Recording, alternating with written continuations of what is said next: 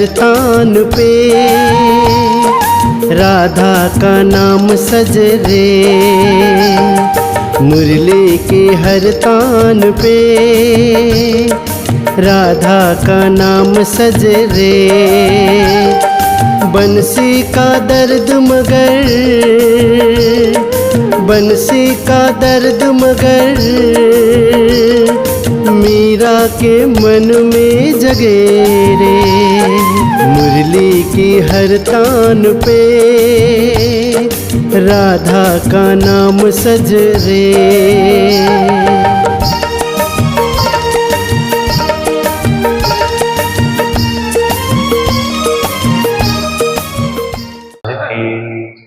श्री प्राणनाथ प्यारे के। ओ मेरी वासना तुम चलो अगम के पार।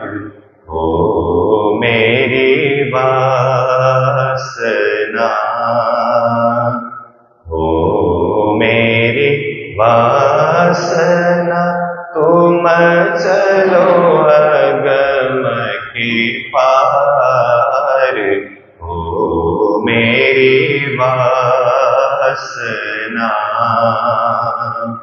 अगम पार पार पार। अगम पार पार पार। कहाँ है तेरो करार, कहाँ है तेरो करार। तो देखने जदर वार अपनों, तो देखने जदर वार अपनों। सूरत ही संहार, तुम चलो अगम के पार। ओ मेरी वासना, ओ मेरी वासना तुम चलो अगम के पार। ओ मेरी वासना। तो कहाँ देखे इन खेल में, तो कहाँ देखे इन खेल में। ए तो पड़ो प्रतिबिंब, ए तो पड़ो प्रतिबिंब। प्रपंच पांचों तत्व मिल सब, प्रपंच पांचों तत्व मिल सब। खेलत सूरत के संग, हो मेरी वासना, हो मेरी वासना तुम चलो अगम के पार। हो मेरी वासना। या में गुणी ज्ञानी मोनि महत, या में गुणी ज्ञानी मोनि महत। अगम कर कर गावे, अगम कर कर गावे। सोने सीखे पढ़े पंडित, सोने से के पड़े पंडित, पार कोई न पावे, तुम चलो अगम के पार, ओ मेरी वासना, ओ मेरी वासना, तुम चलो अगम के पार, ओ मेरी वासना। तो देख दर्शन पंथ पैड़े, तो देख दर्शन पंथ पैड़े, करे कि वसिद साध,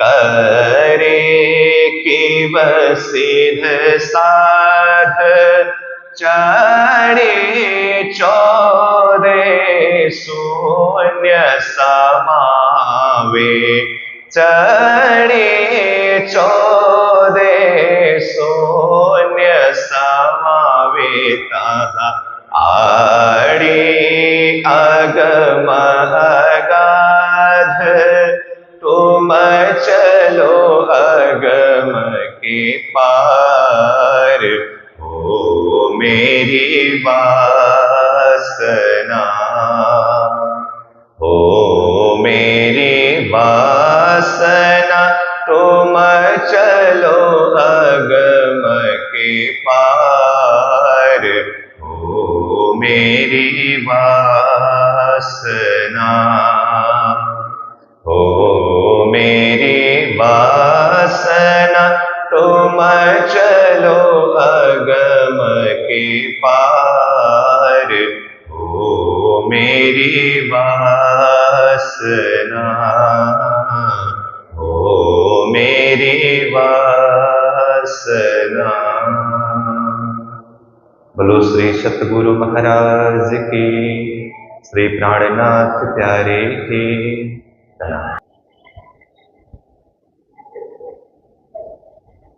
किना माया पार न पाइया, किन कहो ना मूल वतन, स्वरूप न कहो काहू ब्रह्म को, कहे उत चले ना मन वचन, कहे उत चले ना मन वचन।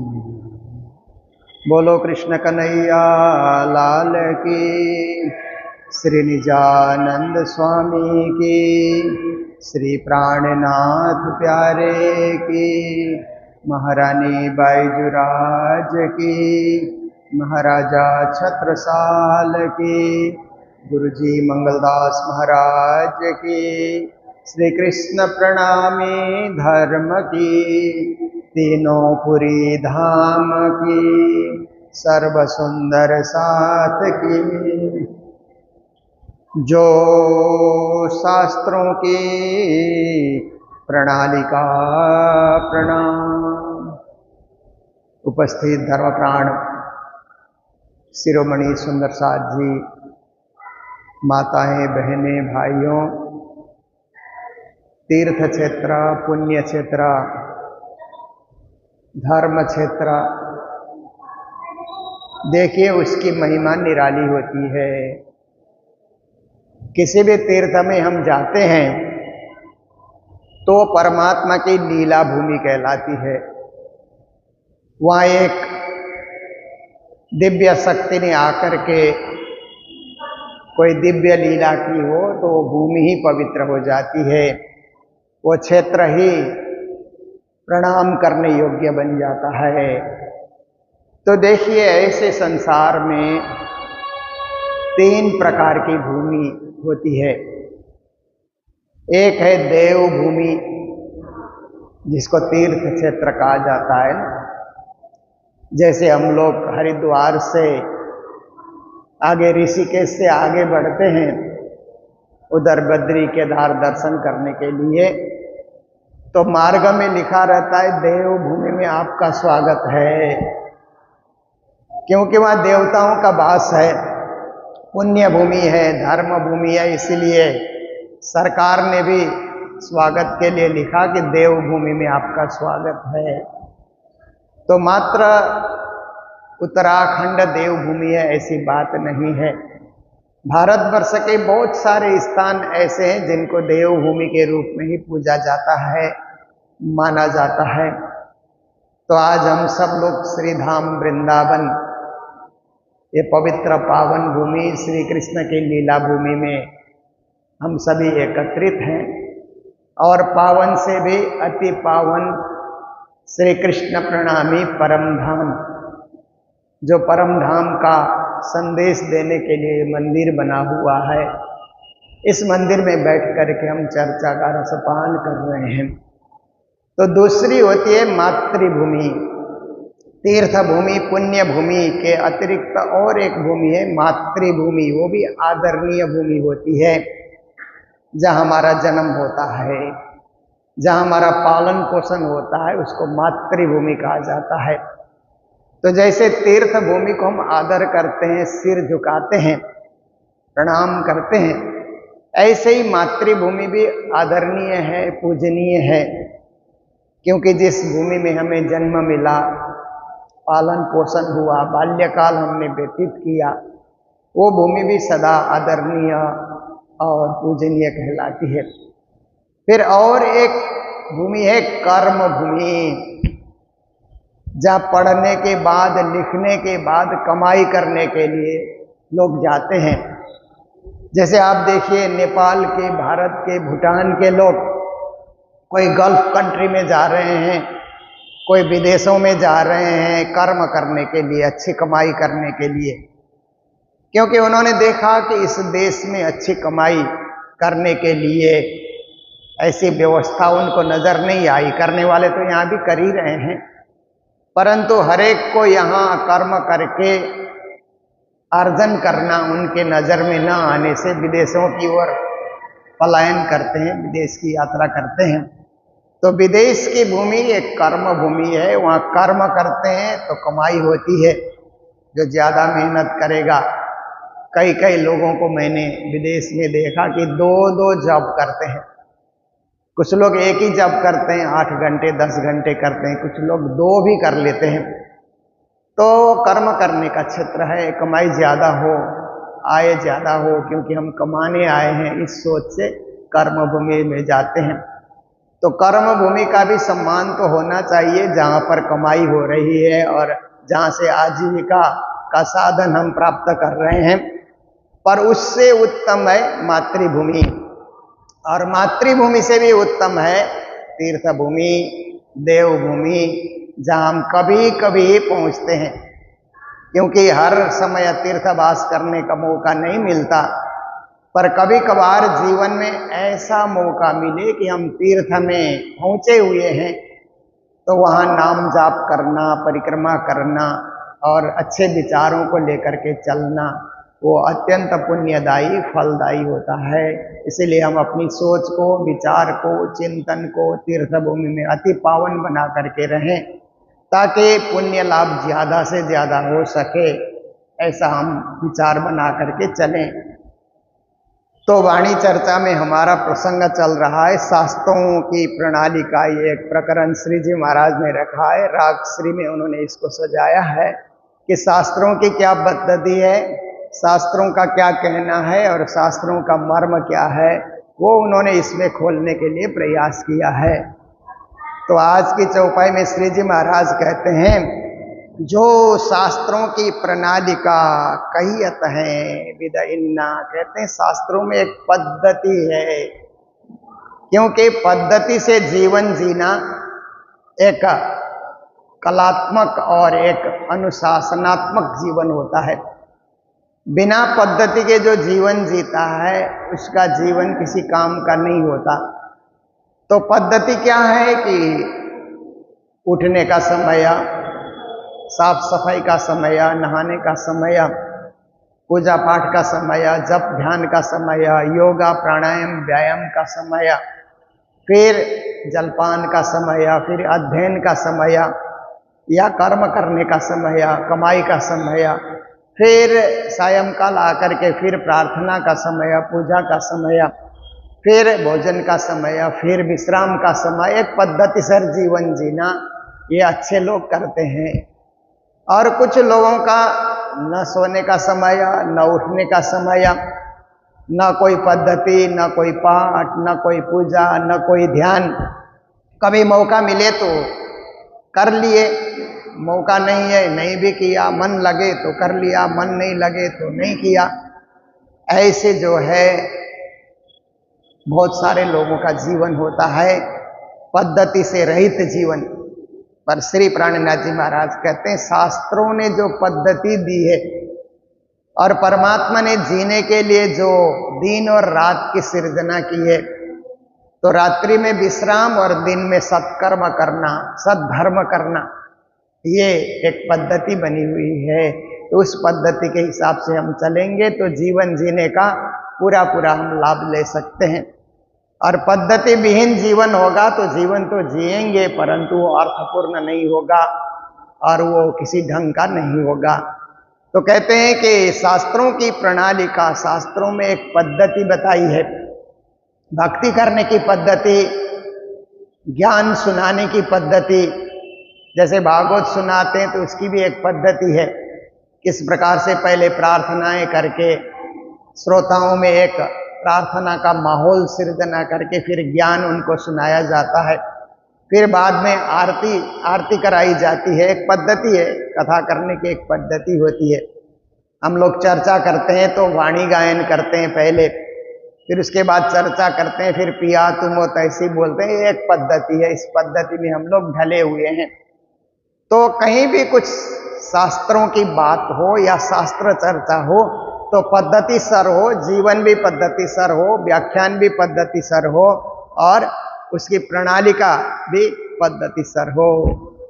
कहियत है विधयिन्ना, श्री जी कहते हैं जिनको इस विधि का मालूम नहीं है उनको ये विधि समझाना बहुत जरूरी है, उनको पढ़ना भी जरूरी है। क्योंकि गीता में श्री कृष्ण ने कहा यह शास्त्र वृद्धि मित्सुज्जा वर्तते काम कारत न स सिद्धि मवाप्नोति न सुखम न परम गति। कहते हैं जो शास्त्र की विधि को छोड़ करके कोई कार्य करता है, मन माना, मन गणंत बोलते हैं ना, मन जैसा चाहे वैसा कार्य कर रहा है, तो न स सिद्धि मवाप्नोति, वो सिद्धि को कभी प्राप्ति नहीं करेगा। क्योंकि उसकी जो चाल है, उसकी जो गति है वो शास्त्रों की विधि के हिसाब से नहीं है, इसीलिए सिद्धि कभी उसको नहीं मिलेगी। न सुखम, जीवन में सुख भी प्राप्त वो नहीं कर सकता है, न परम गति, न परम गति मतलब मोक्ष।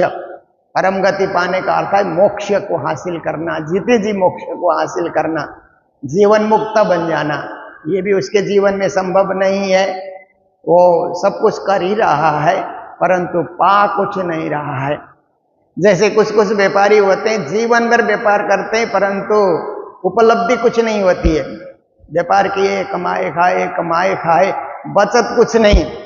ऐसे ही हमारे कर्म का कुछ बचत होना चाहिए, धर्म का भी कुछ बचत होना चाहिए, कुछ हमारे लिए आगे के लिए भी कुछ हमारे पास धन होना चाहिए, आध्यात्मिक धन। तो इसके लिए शास्त्रीय परंपरा से हमें चलने की जरूरत है। सो कर देऊं जाहिर, श्री जी महाराज कहते हैं मैं वाणी में उसे प्रकट करना चाहता हूं, लोगों को बता देना चाहता हूं। जो समझ श्री जी को आई वो समझ सबके सामने वो प्रकट कर देना चाहते हैं।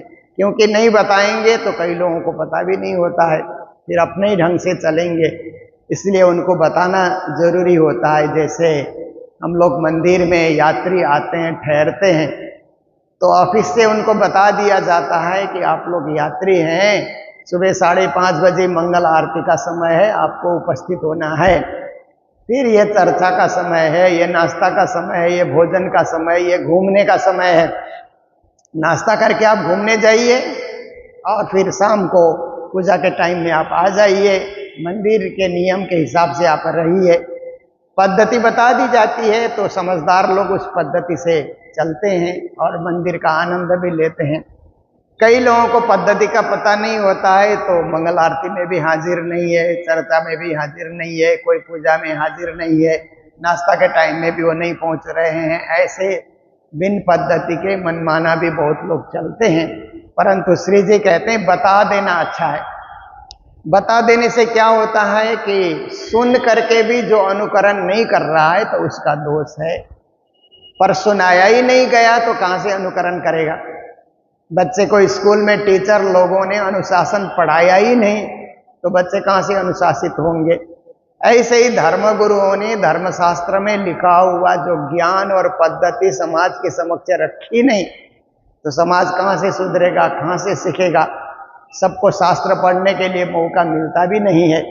इसलिए श्री जी महाराज कहते हैं सो कर देहूं जाहिर, मुझे तो जाहिर करना है, एक एक को बता देना है। क्योंकि प्राणनाथ जी महाराज का समय ऐसा भी था कि सबको नहीं बताया जाएगा, केवल ब्राह्मण को। ऐसे भी उस समय एक परंपरा चल रही थी, प्रथा क्या कहें, कुप्रथा चल रही थी। तो श्री प्राणनाथ जी महाराज तो नर नारी बुढ़ा बालक, उन्होंने कहा कि ये ज्ञान तो हम नर में भी प्रचार करेंगे, नारी में भी प्रचार करेंगे, बुढ़ों को भी देंगे, बालक को भी देंगे, क्योंकि बालक को भी हम सुनाएंगे तो वो भी समझदार बन जाएगा, पद्धति सर जीवन जिएगा। और बुढ़े लोग भी हैं तो जो बुढ़ापे में ताश जुआ खेलते हैं, मनोरंजन करते हैं, वो भक्ति में लग जाएंगे, कथा सुनने जाएंगे, प्रवचन सुनेंगे, उनका भी उद्धार होगा। तो कोई भी हो सुना देना जरूरी है। सुनाने के बाद मानकर चलता है तो उसका जीवन बदल जाएगा, नहीं मानता है तो भी सुनाने वाले ने कोई बाकी तो नहीं रखा, कोई कमी नहीं रखी। इसलिए श्री प्राणनाथ जी महाराज कहते हैं मैं जाहिर कर रहा हूं। समझो चित्त चेतना, कहते हैं इसको आपको समझो। कैसे करके समझो? चित्त को चेतन करके, कहते हैं अपने चित्त को एकदम परिष्कृत करके, परिमार्जित करके, जागृत करके, चेतन अवस्था में इस चित्त को ला करके। क्योंकि कभी कभी हमारे अंतःकरण सुसुप्त अवस्था में भी होते हैं, कभी मन भी सुसुप्त अवस्था में होता है, तो कितनी अच्छी बात सुनाओ मन उसको ग्रहण करता ही नहीं है, बुद्धि ग्रहण नहीं करती है कभी कभी, क्योंकि वो चेतन अवस्था में नहीं है बुद्धि। ऐसे ही चित्त में किसी चीज को संग्रह करके, बटोर करके रखना, स्टोर करके रखना है, तो चित्त भी उस समय अब एक्टिवेट नहीं है, एक्टिवेट नहीं कर रहा है, उसको ग्रहण करने की क्षमता उसमें भी नहीं है। ऐसे शिथिल अवस्था में हमारे अंतःकरण होते हैं तो कोई चीज ग्रहण नहीं होता। इसलिए श्री जी महाराज कहते हैं अपने चित्त को चेतन मतलब जागृत करके, जगा करके, आप जाग करके सुनोगे तो सब कुछ ग्रहण करोगे, और सुसुप्त अवस्था में, निद्रा अवस्था में सुनोगे तो आधा अधूरा ही आप ग्रहण कर पाओगे।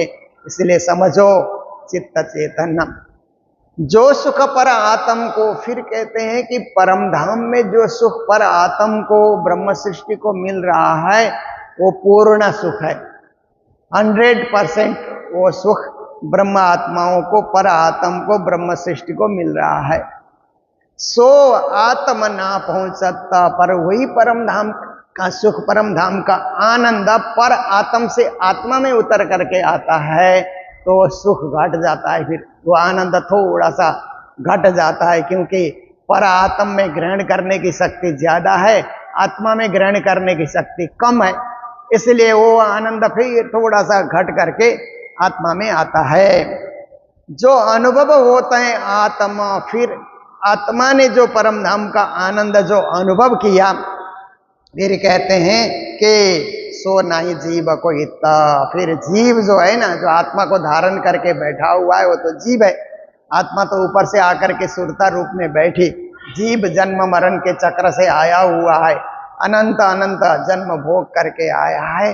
वो आत्मा जीव को प्रदान करती है, तो जीव उसको फिर उतना ग्रहण नहीं कर पाता है और कम हो जाता है जीव में आकर के। जो सुख और कछु सुख जीव को, जीव ने जो सुख पाया सो बुद्धन अंतःकरण, हमारे अंतःकरण और हमारी बुद्धि में वो सुख फिर और घट जाता है। घटते घटते, जैसे इसके लिए हमारे गुरुजन जब हम तालीम लेते थे तो ये दाल बनाने का वो लोग हम लोगों को उदाहरण देते थे कि जैसे पंजाबी समाज है या सिंधी समाज है तो बड़ी गाढ़ी दाल उनको चाहिए, और समाज में तो पतली दाल से चल जाता है, पर सिंधी समाज पंजाबी समाज में एकदम मोटी गाढ़ी दाल उनको चाहिए। तो एक परिवार में 4 सदस्य थे, बड़ी मोटी गाढ़ी दाल बना करके मजे से दाल रोटी खाएंगे ऐसी तैयारी कर रहे थे। उतने में 4 मेहमान आ गए। जब भोजन बना करके तैयार किया तो 4 मेहमान आ गए। अब आटा तो और लगा लेंगे, पर दाल बनाने में तो बड़ा समय लगेगा, इतनी गाढ़ी दाल बनाने में। अब इनको भी तो भूखे तो नहीं भेज सकते हैं, मेहमान आए हैं। तो उन्होंने क्या किया कि थोड़ा सा पानी बढ़ा दिया, गर्म पानी बढ़ा दिया, नमक और हल्दी उन्होंने बढ़ा दिया, तो दाल थोड़ी पतली हो गई। तो 4 मेहमानों को पिरोस करके खिलाने लगे।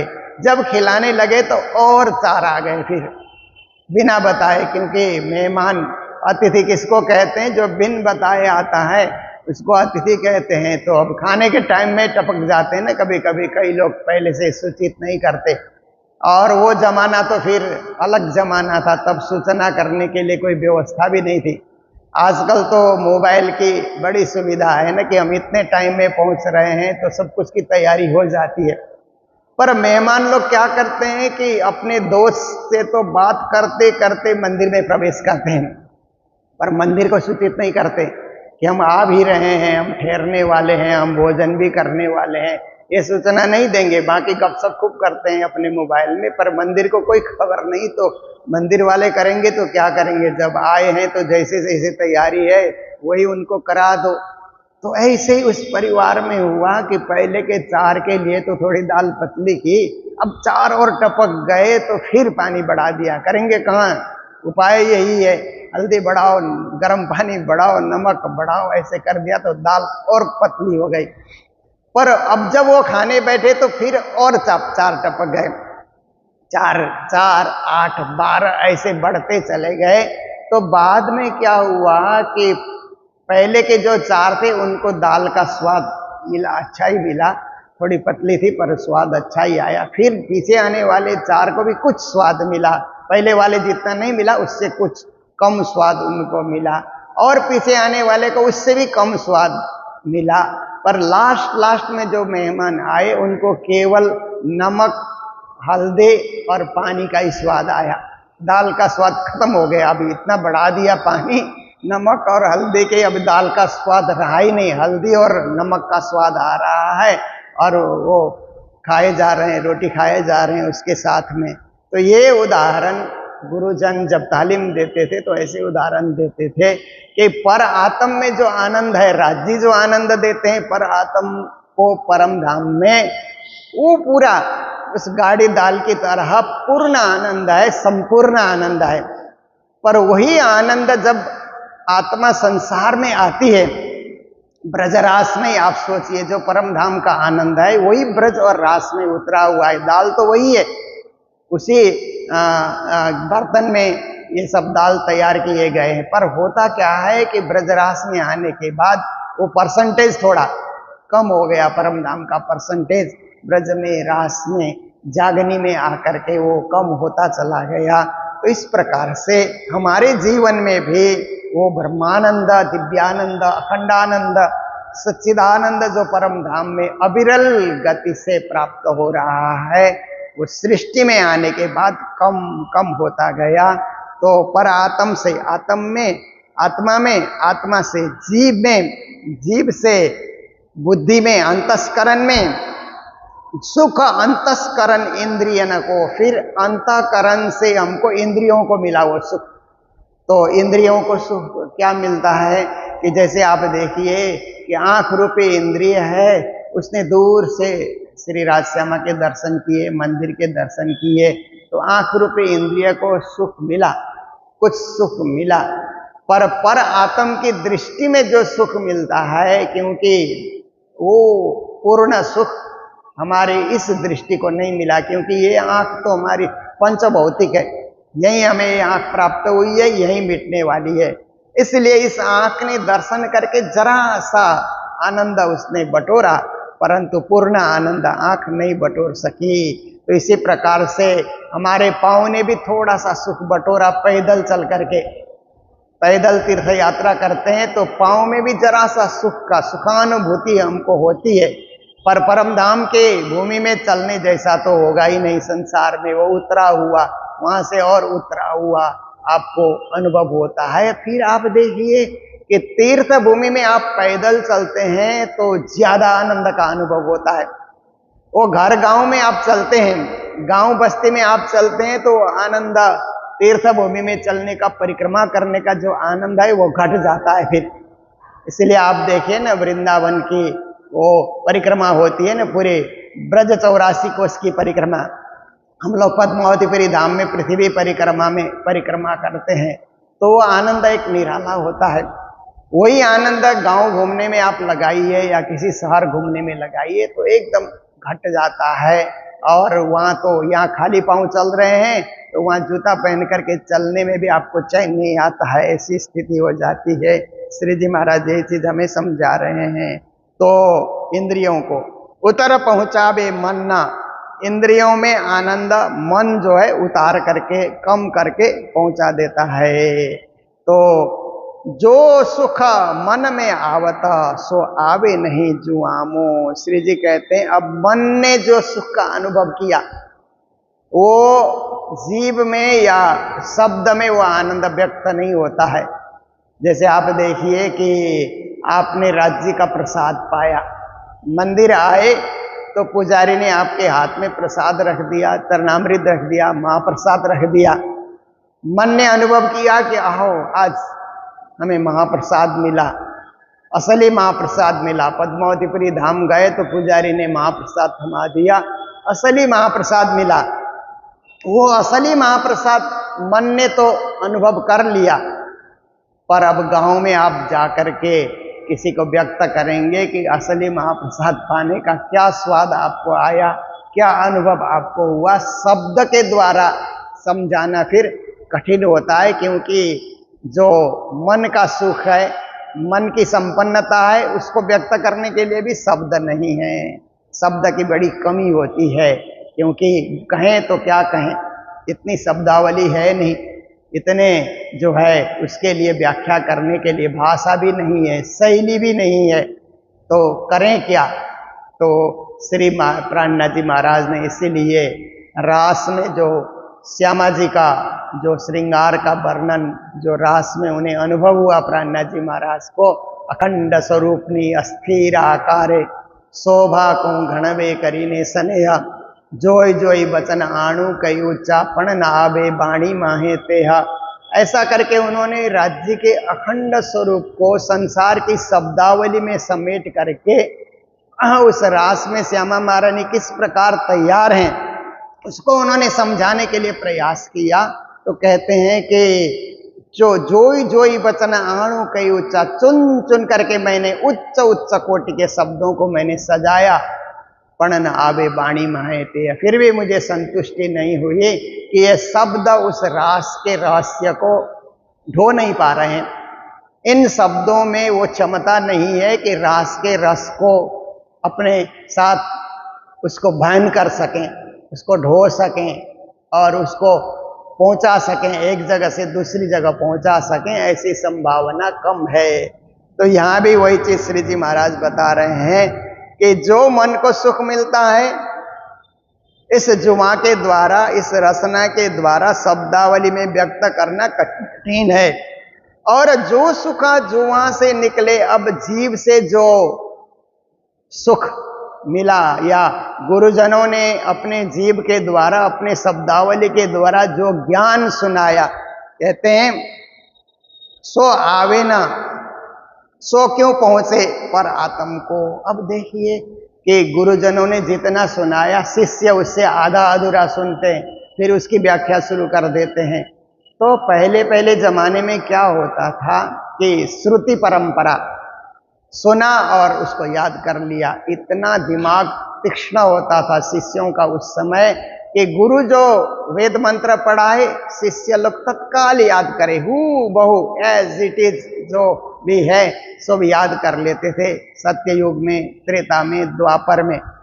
जब कलियुग आने का वक्त हुआ तो वेदव्यास जी ने सोचा कि अब इसको लिपिबद्ध नहीं करेंगे, चारों वेदों को या और भी धर्म ग्रंथों को हम लिपिबद्ध नहीं करेंगे तो अपभ्रंश फिर शुरू हो जाएगा। गुरु जो सुनाएगा चेला उसको आधा अधूरा अशुद्ध याद कर लेगा, अशुद्ध याद करेगा तो आगे वाले को अशुद्ध सुनाएगा, वो भी अशुद्ध ही याद करता जाएगा। इस तरह से एक परंपरा ऐसी आ जाएगी कि वो दाल की जगह केवल हल्दी पानी रहने की तरह फिर एकदम वो ज्ञान तो घटता घटता जाकर के शून्य जैसा हो जाएगा। केवल एक कथा सुनाने की लोक कथा की तरह वो बात रह जाएगी। जो असली बात है, जो वास्तविक कथा है, वो लोक कथा के रूप में उसकी मान्यता रहेगी। इसलिए उसको सुनाना तो है ही है, परंतु सुनने वाले भी उसके लिए तैयार हो जाएं। उसी तरह दृढ़ता के साथ, समझदारी के साथ, सोच और विचार के साथ समझने वाले भी तैयार हो जाएं तो इस ज्ञान को ग्रहण किया जा सकता है, अन्यथा यह दुर्लभ है। तो कहा तित शब्द से, इसलिए ब्रह्म को शब्दातीत क्यों कहा, ब्रह्म को निरंजन, अलख आदि आदि शब्दों के द्वारा क्यों संबोधित किया गया, कालातीत, शब्दातीत ऐसे करके, वर्णनातीत ऐसे करके क्यों कहा कि संसार के शब्द झूठे हैं, नश्वर हैं। ऐसे शब्दों के द्वारा ब्रह्म का आनंद वर्णन करना, ब्रह्मानंद का वर्णन करना ये असंभव होने के कारण ऋषियों ने, मुनियों ने, ज्ञानियों ने शब्दातीत करके उन्होंने छोड़ दिया। जो कछु इत का पहुंचत नाई, यहाँ के शब्दों से व्याख्या करें, ये शब्द पहुंचते ही नहीं तो व्याख्या ही क्यों करना, ब्रह्म की व्याख्या होगी नहीं, न मन बुद्धि की पहुंच ही नहीं है वहां पर ब्रह्म तक। ऐसा करके उन्होंने उसको छोड़ दिया। असत न मिले सत को, ये असत संसार के शब्द सत्य की परिभाषा नहीं कर सकते। ऐसा करके ऐसा लिखा शास्त्रों में, शास्त्रों में भी ब्रह्म की पूरी परिभाषा नहीं करी, क्योंकि उन्होंने कहा कि इन झूठे शब्दों से उस ब्रह्म की व्याख्या कैसे होगी, वो तो सच्चिदानंद है, अखंडानंद है, दिव्यानंद है। ऐसा करके उन्होंने इससे अच्छा मौन धारण किया जाए, यतो वाचो निवर्तन्ते अप्राप्य मनसा सा, ऐसे लिख दिया जाए कि मन और वाणी से परे का विषय है, इसको न छेड़ा जाए, इसका जो है वर्णन या व्याख्या न किया जाए। तो श्री जी महाराज कहते हैं मुझे वही वर्णन करना है जो नहीं हुआ वर्णन में, उसको शब्दावली में ला करके उस आनंद को जैसे तैसे करके उतार करके शब्द व्याख्या और वाणी के माध्यम से उस चीज को मुझे प्रकट करना है, जाहिर करना है, ताकि संसार के सारे लोग उस ब्रह्मानंद को समझ सकें, जीवन में उतार सकें, धारण कर सकें। ये आज की चौपाई का सारांश है। तो इन्हीं शब्दों के साथ अभी की चर्चा को भी हम लोग विराम देने जा रहे हैं। फिर इसी प्रकार हम लोग मिलते रहेंगे तो आगे की व्याख्या को हम लोग सुनेंगे। श्री धाम वृंदावन में आने का मुझे भी बड़ा आनंद प्राप्त होता है, क्योंकि परब्रह्म श्री कृष्ण की लीला भूमि भी है। सबसे पहले ब्रह्म सृष्टि का अवतरण भी यहीं हुआ, गोकुल गांव में हुआ। सबसे पहले परम धाम से ब्रह्म सृष्टि यहाँ उतरी और ब्रह्म सृष्टि की लीला भूमि, ऐसे ब्रजरास की भूमि और जागनी की भूमि तो पद्मावतीपुरी धाम, तीनपुरी धाम है, नौतनपुरी, महामंगलपुरी, पद्मावतीपुरी धाम। ऐसे तीर्थों में जब कभी भी हम लोग आते हैं तो अपने आप को एकदम राज्य के करीब होने का और उनके ही चरणों तले उनकी चरण धूल स्पर्श करने का हमें भी मौका मिल जाता है। यही मौका आप सब ग्रहण कर रहे हैं और मुझे भी मिल रहा है। तो अब इन्हीं शब्दों के साथ आज के प्रसंग को विराम दे रहे हैं। बोलो सतगुरु महाराज की, श्री प्राणनाथ प्यारे की, सर्व सुंदर साथ की। तो कहयातीत शब्द से जो कछु इत का पहुँचत नाहि, असत न मिले सत को, ऐसा लिखा शास्त्रों माहे। ऐसा लिखा शास्त्रों माहे। बोलो श्री प्राणनाथ प्यारे की, श्री धाम के धनी की प्रणाम।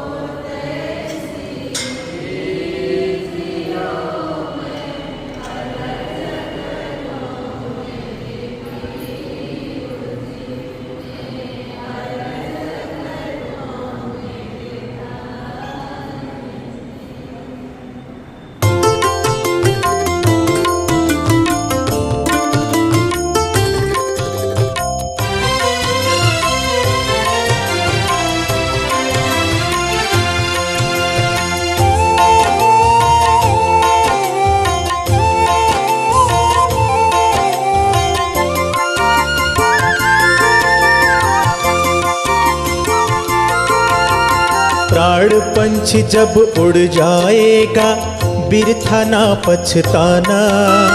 प्राण पंछी जब उड़ जाएगा बिरथा ना पछताना। मंगल मुहूर्त यही है भाई कर ले भजन सुहाना। मंगल मुहूर्त यही है भाई कर ले भजन सुहाना। राज श्याम राज श्याम राज श्याम श्याम श्याम राज श्याम राज श्याम राज श्याम श्याम श्याम।